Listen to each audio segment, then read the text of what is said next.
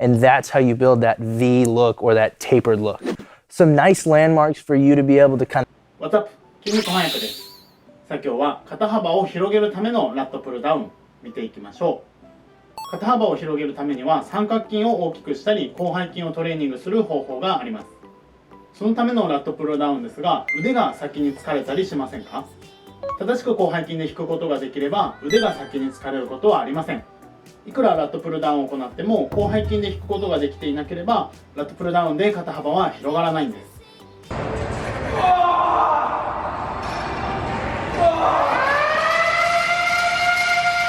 なのでこの動画を見て広背筋で引けるようにしてください。話をしてくれるのはダニーさん。3つの意識はどんなものか聞いていきましょう。どうぞ。What's up guys, this is Danny Matrango with Mind Pump TV. Today I'm super excited to share with you some of my favorite tips and tricks that I picked up along the way in my years of training. Stuff that's really helped me and helped my clients see success and progression inside and outside the gym. Let's get into it. To properly engage and recruit the lats with a lat pull down, there's a few nuances we need to be aware of. What muscles we start and engage from the beginning of the movement, where our grip is, where we set up, all that stuff is critical. So I want to talk to you guys about that right now. I like to set up on the lat pull down with my hands outside the bend of the bar. Any bar you have is going to have some bend to it. You might have a straight bar, but most gyms don't. So I actually like to set up with my thumbs right at where that bend occurs. From there, sit down, making sure that my torso is upright and pull down to the top of the chest, right? Within that pull, there's a lot of things we need to be thinking about. The first one is the position of the torso itself. I like to line up with my chest directly under the bar. You'll see some people lining up here. That right away is going to take the lats pretty well out of the movement. You're going to start to use some lower trap because again, instead of pulling the shoulder blades down, which is what we want to do, we start to pull them back, which is going to recruit some of the lower trap and take it away from the lat. So your goal is to line up with your torso under the bar so that we can pull our shoulder blades down.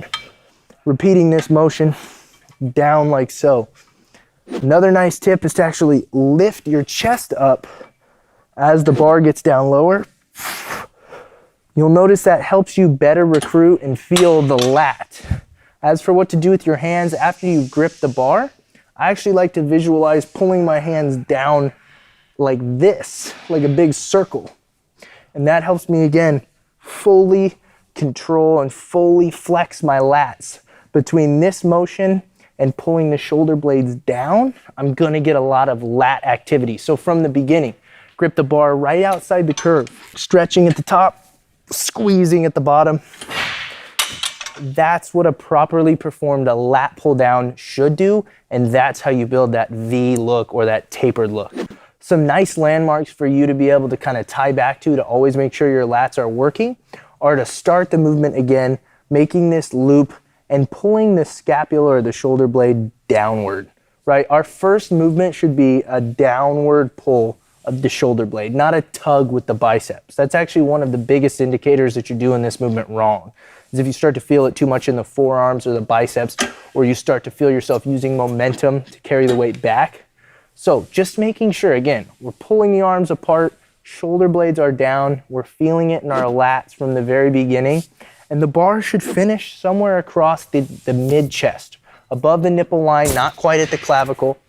If it finishes anywhere in that region, you'll know you're doing it right. If you start to feel it like hitting below your sternum or it's running into your clavicle neck area, you've got to find a better spot for that bar to land because you're not pulling downward aligned with the lats. You're going to start to use things like the lower traps or other musculature that we don't want to use. A final note on things like tempo, range of motion, parts of the range of motion, stuff like that.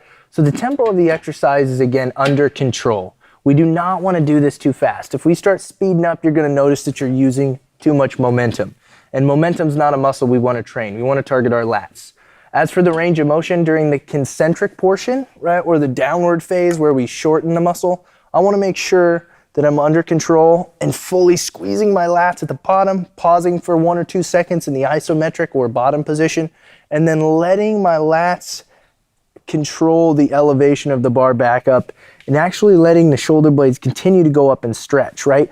Those cues kind of in and of themselves will give you all the things you need to know with the tempo. Again, making sure that we shorten at the bottom, hold long enough to feel our lats catch, and then once the lats have caught, we want to make sure that they're the thing elevating the bar back up to the top position.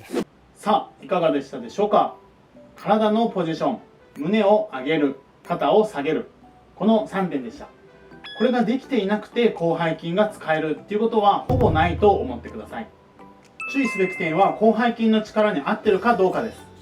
いくら初めに肩を下げていても広背筋の力合っていないと引き始める時に肩が上がってから下げるようになってしまいます。それは広背筋を使って下げているわけではないんです。その肩の上がりが一瞬だけでも違う筋肉を使ってしまいます。肩を下ろして広背筋を使うことに慣れていない人はここが一番難しい意識になります。難しい人は20回以上できる重さまで下げましょう。そして軽い重量だと肩を落とすことが比較的簡単になります。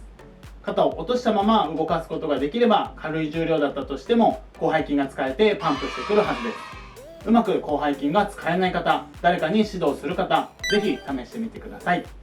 そして感想を教えてください。動画のリクエスト、チャンネル登録お待ちしています。ではまた。I won't look back when you're around. I won't think twice when you're gone. Don't hesitate to call me.